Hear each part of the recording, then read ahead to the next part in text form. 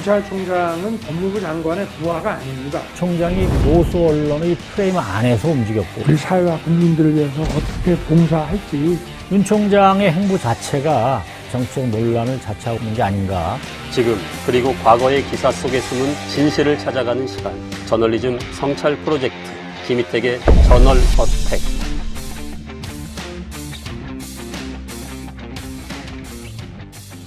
안녕하세요.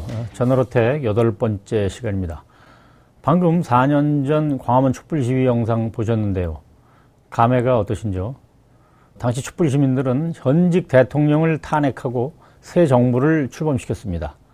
그때 시민들이 적폐청산과 함께 가장 절실하게 요구했던 게 바로 검찰개혁이었습니다. 지난 연말과 올해 초에 잇따라서 고위공직자 범죄수사처법, 검찰과 경찰 사이의 수사권 조정 관련법이 국회를 통과해서 이제 출범을 앞두고 있습니다. 검찰개혁은 법만 만든다고 끝나는 게 아니죠. 공수처 출범과 수사권 조정에 따른 역할 분담이 원만하게 이루어져야 연착륙할 수 있습니다. 제1야당인 국민의힘이 일단 공수처장 추천위원 2명을 추천을 해서 추천위원회는 꾸려질 것 같습니다. 근데 정작 중요한 거는 공수처장을 뽑아야 공수처가 활동할 수 있다는 거죠. 여당 추천위원 2명이 작심하고 비토권을 계속 행사하면은 무한정 늦어질 수가 있는 거죠. 공수처법을 앞두고 촛불 시위 이후 지난 4년 동안 검찰개혁이 어떻게 추진되어 왔는지, 그리고 이 과정에서 언론, 특히 보수 언론들이 어떤 태도를 보였는지, 여기에 초점을 두고 살펴보면 지금 상황을 이해하는 데도 상당히 도움이 될 것 같습니다. 나는 네가 쓴 기사를 알고 있다. 나는 네가 쓴 기사를 알고 있다. 촛불 시위의 단초는 최순실 게이트죠. 2016년 7월 26일에 TV조선이 미르재단 관련 보도를 먼저 시작합니다. 문화재단 미르라고 들어보셨습니까? 설립 2달 만에 대기업에서 500억 원 가까운 돈을 모았습니다. 8월 말까지 연속으로 보도를 내보냈는데 갑자기 중단이 되죠. TV조선은 최순실 씨가 의상실에서 대통령이 입을 옷을 고르는 장면을 촬영한 영상을 확보하고 있었어요. 국정농단 주범이자 비선 실세인 최순실 씨의 모습을 담은 결정적인 장면이었는데 이걸 방송하지 못하고 있었어요. 이 취재를 주도했던 당시 TV조선 사회부장 이진동 부장이 2018년 12월 미디어오늘하고 인터뷰에서 이렇게 밝힌 적이 있습니다. 회사 상층부에서 최순실 이름도 못 꺼내게 했다. 그런 상황에서 9월 20일 한겨레가 처음으로 최순실이란 존재를 실명과 함께 대상에 알리는 특정 보도를 내보내죠. 박근혜 정권의 국정농단이 만천하에 폭로되기 시작하는 겁니다. 그런데 한겨레 보도가 한 달 가까이 이어지는 동안에도 다른 언론은 물론이고 TV조선이나 조선일보는 일체 반응을 하지 않았어요.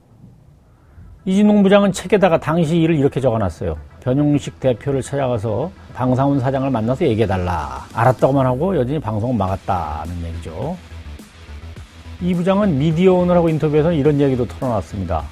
방 사장에게 책을 전달하러 갔더니 2016년 얘기를 하는데 박근혜 청와대에서 기자 8명의 명단을 적어서 사표를 받으라고 가져왔다.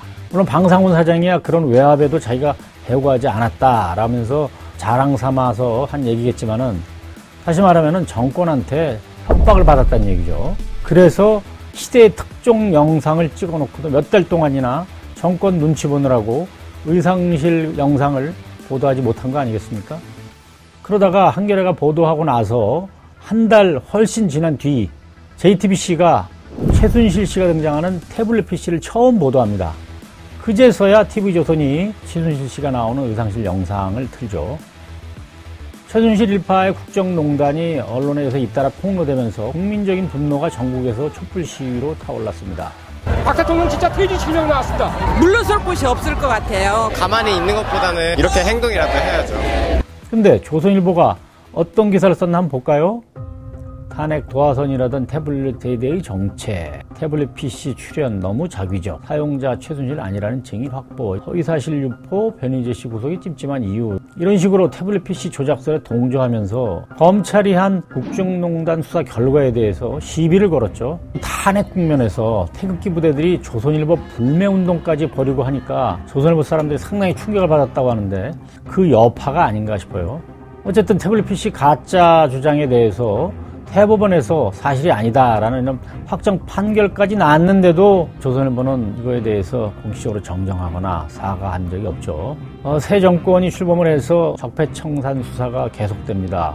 근데 조선일보를 비롯한 보수 언론들이 어떻게 보도를 했을까요? 권력의 충견이 된 검찰, 청와대가 인사권 쥐고 흔드는 한 권력 충견, 정권 충견 검찰의 정치 중립 약속 믿을 수 있나? 충견만이 아니죠. 사냥개도 나오고 조포, 검찰 파쇼란 표현도 했어요. 촛불 시민들이 전임 정권을 탄핵하고 그간 쌓인 적폐를 청산하라고 요구를 했고 검찰은 이런 국민의 뜻을 받들어서 수사를 한 거죠. 근데 국정농단 저지른 적폐 정권이 겁나서 취재한 것도 보도하지 못하던 언론이 국민 뜻을 받드는 검찰을 향해서 정권의 충견 운운하고 나선 거죠. 적폐청산이야말로 국민의 명령이었으니까 국민의 충견이면 몰라도 정권의 충견이라니 말이 되는 소린가요? 그것도 과거 정권에서 애완견처럼 굴던 언론이 이렇게 주장하니까 적반하장이라는 말로도 부족합니다. 이명박 청와대가 짜준 각본대로 검찰이 전직 대통령을 표적 수사해서 사지로 몰아넣을 때 조선일보 충견검찰의 충자라도 꺼냈습니까? KBS 사장, MBC PD들을 말도 안 되는 혐의로 엮어서 법정에 세우고 모두 무죄가 났을 때 충견검찰은 고사하고 정권 시키는 대로 했다고 비판 한마디라도 했습니까? 조선일보가? 이명박 박근혜 정권 때 청와대 하명받아서 수사된 검찰에는 아무 소리 안 타가 청와대하고 직통전화 끊고 촛불 시민들의 뜻을 받들어서 거악, 적폐 다 수사를 하니까 충견검찰 운운하는 게 정상적인 언론입니까? 그러니까 기레기 소리 나오는 거 아니겠어요? 문제는 검찰이 정권의 충견이어서가 아니라 적폐청산의 칼자루를 개혁 대상인 검찰이 줄 수밖에 없었다는 데 있었죠. 적폐청산 과정에서 검찰에 대한 국민적 지지가 커지면서 검찰 개혁의 절박성도 심해져 갔고요. 최근까지 이어지고 있는 정권하고 검찰의 이런 대결적 상황은 바로 이런 모순적 상황의 결과물이라고 봐야죠. 그 한복판에 있는 인물이 바로 윤석열 검찰총장이고요. 윤 총장은 2016년 12월 출범한 박영수 특검의 수사팀장으로 파견이 돼서 최순실 게이트 수사를 지휘했죠. 이후에 검찰에 복귀해서 문재인 정부 출범 직후에 서울중앙지검장으로 파격적으로 발탁이 되죠. 이후에 계속해서 적폐청산 수사를 지휘하고요. 당시에 조선일보를 비롯한 보수 언론이 충견검찰이라고 비난한 거는 윤 검사장을 직접 겨냥한 거나 마찬가지죠. 아마 이런 게 부담이 됐을 수 있을 것 같습니다. 서울중앙지검장이 사석에서 조선일보하고 중앙일보 사주를 연이어 만나죠.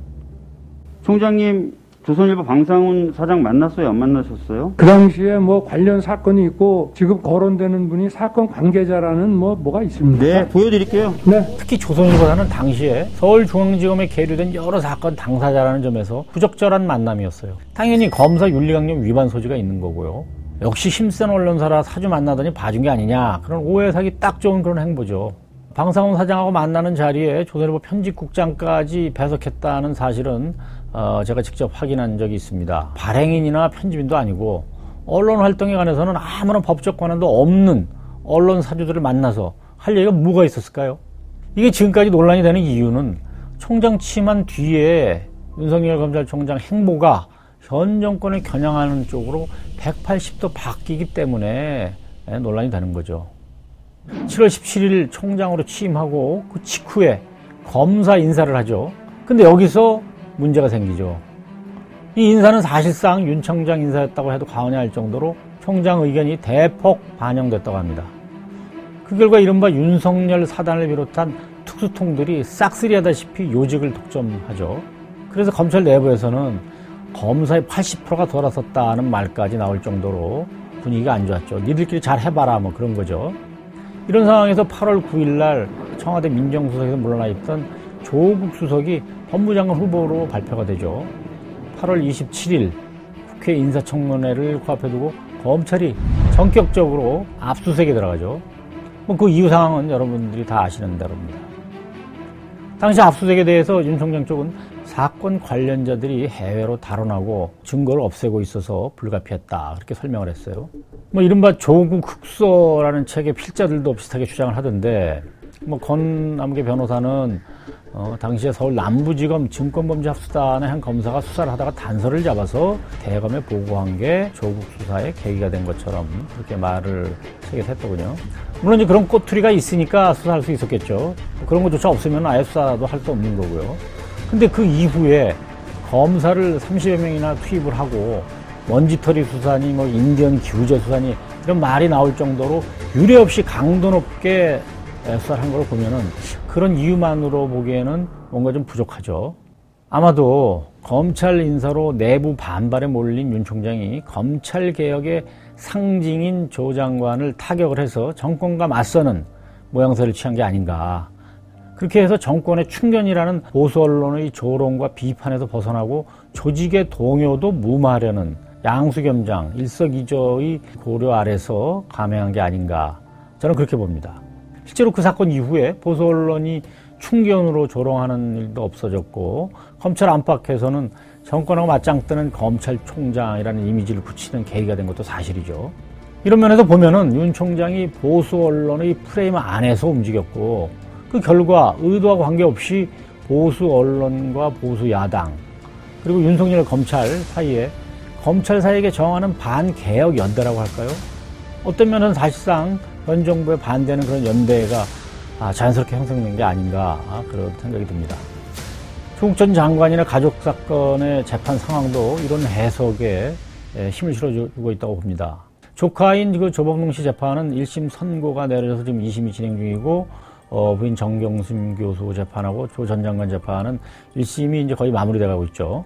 애초에 윤석열 총장 쪽은 사모펀드에서 범죄 혐의를 잡고 수사에 들어갔다 이제 이렇게 설명들을 해왔는데요. 윤 총장이 당시에 이제 압수수색 직후에 박상기 법무장관을 만난 자리에서도 민정수석이 어떻게 사모펀드를 하느냐 뭐 그런 말을 했다고 그러고요. 그런데 조범동 씨 판결문을 보면은 펀드와 관련해서 정경심 교수가 조 씨한테 준 10억은 투자가 아니라 대여다. 또 권력형 범죄로 볼 증거가 부족하다. 그런 취지로 밝히고 있어요. 이런 판단이라면은 정 교수 재판에서도 펀드 관련 혐의는 무죄가 될 가능성이 크다고 봐야죠. 그래서 정 교수 재판에서 법정 공방은 오히려 동양대학교 그 표창장 문제를 갖고 치열하게 전개되고 있는 것 같아요. 조국 사건의 검사를 그렇게 많이 투입을 해서 역대급 수사를 벌였는데 이 결과를 보면 과연 그 비례와 균형, 형평성에 맞는 수사였다고 할 수 있는지 의문이 아닐 수 없습니다. 조국 사건 이후에도 울산시장 선거개 의혹이나 유재수 전 부산경제부시장 수사를 비롯해서 정권을 겨냥한 수사가 줄줄이 이어졌죠. 그러자 청와대하고 법무부가 인사건으로 맞서서 이른바 윤석열 사단을 해체를 했죠. 이런 인사를 두고서 민주적 통제가 과도하다 하는 그런 비판도 있습니다만 윤 총장의 행보 자체가 정치적 논란을 자초하고 있는 게 아닌가 그런 생각을 하지 않을 수 없어요. 최근에 라임 사건이 불거졌는데요. 핵심 피의자인 김봉현 전 스타모빌리티 회장의 편지가 파장을 일으키고 있죠. 범죄자가 쓴 걸 믿기 어렵다 그런 비판이 있지만 그 내용은 상당히 구체적이에요. 김봉현의 진술에 의하면 강남 술집에서 고액의 향응을 받은 검사가 바로 이 사건 수사팀장으로 투입돼서 복도에서 마주쳤다. 깜짝 놀랐다. 아는 척 하지 말라라고 하더라고 돼 있고요. 편지에는 검사 출신 변호사가 청와대 행정관은 부족하니까 청와대 수석 정도는 돼야 된다 얘기를 했다는 대목이 나옵니다. 물론 사실 여부는 수사 결과를 통해서 밝혀져야겠지만 그걸 보면서 저는 채널A 사건이 떠올랐어요. 수사는 그냥 수사대로 따라가되 우리는 너는 유시민만 좀 찾아라 했고 시민수사를 위해서 그건 해볼만 하지. 어차피 유시민도 지가 불었잖아. 한동훈 검사장이랑 이동재 기자가 유시민 이사장을 겨냥해서 한 말이랑 거의 비슷하지 않습니까? 이런 게 정치검찰적 행태죠. 퇴임하고 나면 제가 소임을 다 마치고 나면 우리 사회와 국민들을 위해서 어떻게 봉사할지 제가 그래서 그거는 제가 지금 말씀드리기 어렵습니다. 윤 총장은 얼마 전 독재 발언을 했는데 국회 국정감사장에서는 대놓고 정치 참여를 시사하는 뉘앙스의 그런 말을 했어요. 이미 대선 후보 여론조사마다 야권 후보 중에서 1위로 나오고 있으니까 그럴만도 하죠. 이번 국정감사 때 발언이 자기 속내를 살짝 드러난 게 아닌가 싶은데 장제원 의원이나 이제 홍준표 전 대표 말 맞다나 정치 참여를 시사한 최초의 전직 검찰총장이라고 봐야겠죠. 대검 청사 앞에 200개 이상 늘어섰다고 하는데 우리 보수단체 하완에 윤석열이 반드시 이긴다 등등의 이제 글을 새겼다고 그러고요. 윤 총장이 과연 어느 지점에 서 있는지를 상징하는 게 아닌가 그런 생각이 듭니다. 다시 공수처 얘기로 돌아가 보죠. 국민의힘이 처장 추천위를 청구했지만 출범하는 거는 쉽지는 않을 것 같아요. 이미 야당이 공수처 자체에 대놓고 반대를 해온 데다가 보수 언론들도 아주 비판적인 태도를 보여왔기 때문에 과연 출범하는 데 동조를 할까 의심스럽습니다. 다 아시다시피 공수처는 청와대나 국회, 정부에 있는 고위공직자 그리고 판검사, 고위경찰 등의 제한적인 그 대상에 대해서만 수사를 하는 기구죠. 별도 조직을 만든 이유는 공룡검찰의 그 막강한 권한을 견제하기 위해서 그 권한을 일부 떼어낸 거죠. 검사들끼리 자기 범죄를 봐주지 못하게 이렇게 별도 기구를 만든 거고요. 검사 숫자도 얼마 안 되고 해서 뭐 큰 지청 정도의 규모라고 할까요? 검찰로 따지면. 근데 보수 언론들이 공수처에서 어떻게 보도하는지 한번 볼까요?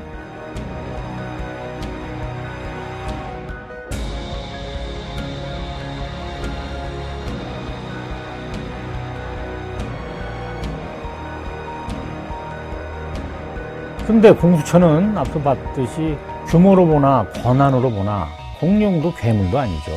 근데도 보수 언론들은 여당 추천 2명이 반대하면 처장을 아예 임명할 수 없도록 하는 그 비토권이 있다는 사실은 감추고 마치 정권 마음대로 인사할 수 있는 것처럼 그렇게 기사를 써왔어요. 완벽한 왜곡 보도죠. 금태섭 전 의원을 비롯한 일부 전문가들이 수사권과 기소권을 완전히 분리하는 게 우선이고 공수처는 필요 없다. 그런 주장을 펴고 있죠.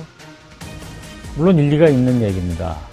근데 그렇게 하는 게 현실적으로 가능할까요? 경찰은 수사권을 완전히 넘겨받기에는 준비가 좀 필요하고 검찰도 수사권을 넘겨줄 그런 상황이 아직 아니죠.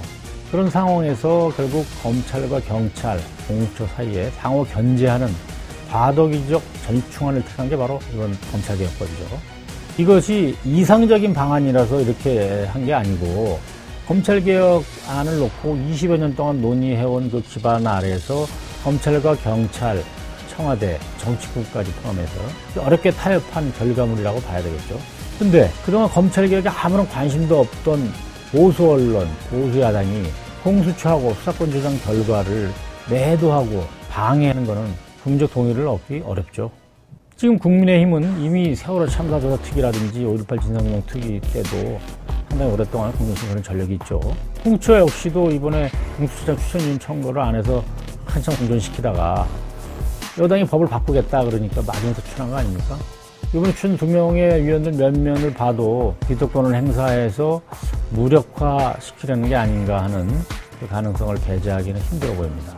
윤석열 총장과 추미애 장관 사이 갈등이 고조되는 상황에서 일선 검사들의 반발 상황까지 이어지고 있습니다. 검찰개혁의 마무리 국면에서 자칫 내부 갈등으로 파국이 빚어지는 일이 있어서는 안 되겠습니다.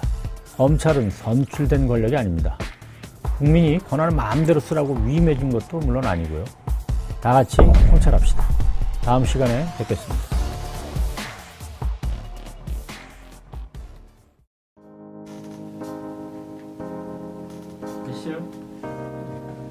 뭐야? 수상 축하드립니다. 아니, 받지도 않았는데. 저희끼리 하는 거니까. 언론보다 계속 나오고 있어서 이제 낯장 불입이라고 하는 정부의 정부적 판단 아래. 뭐야 이게? 이거는 돌이킬 수 없다는데. 너무 요구를 많이 한 것 같아. 정말 축하드립니다. 자, 고맙습니다. 하하하하. 언론개혁 완수하십시오.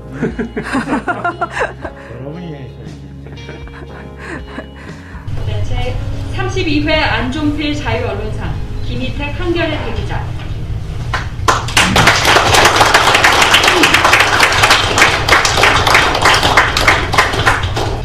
이 상 자체가 갖고 있는 무게감이라고 이 상을 주시는 선배님들이 어떻게 살아오셨는지 정말 곁에서 지켜봤기 때문에 어떤 제가 이 상이 갖고 있는 무게감을 실감하는 그런 사람인가 해서 받아도 되나 싶은 생각이 좀 있었고요. 얼마 전에 시작했던 전월어택이라고 그분에 대해서 이제 그 수상 이유로 이제 말씀을 하셨는데 전월어택을 제가 시작하게 된 거는 20년 전에 한겨레에서 2001년이죠. 신충해부 언론 권력이라는 시리즈를 장기 연재를 한 적이 있습니다. 근데 20년이 지나서 언론 지형이 사실은 그때 비교해서 하나 달라진 게 없고, 오히려 이제 종편이라는 그 날개까지 달아가지고 언론 권력적인 행태는 그때보다 더하면 더했지 뭐 하나 달라진 게 없고, 이런 부분에 대해서 좀 저 개인적으로 좀 문제의식을 좀 느꼈고, 이런 부분을 후배 기자들한테도 좀 쉽게 다가갈 수 있게 제가 이제 유튜브를 하게 됐습니다. 근데 정년이 얼마 안 남은 상태여서 이게 얼마나 될지 하여튼 저도 걱정스럽습니다. 그래서 이거 상이 먹튀가 되는 게 아닌가 좀 걱정스러운 생각도 좀 듭니다. 그래서 하여튼 제가 정년하기 전까지 최선을 다하겠습니다. 고맙습니다.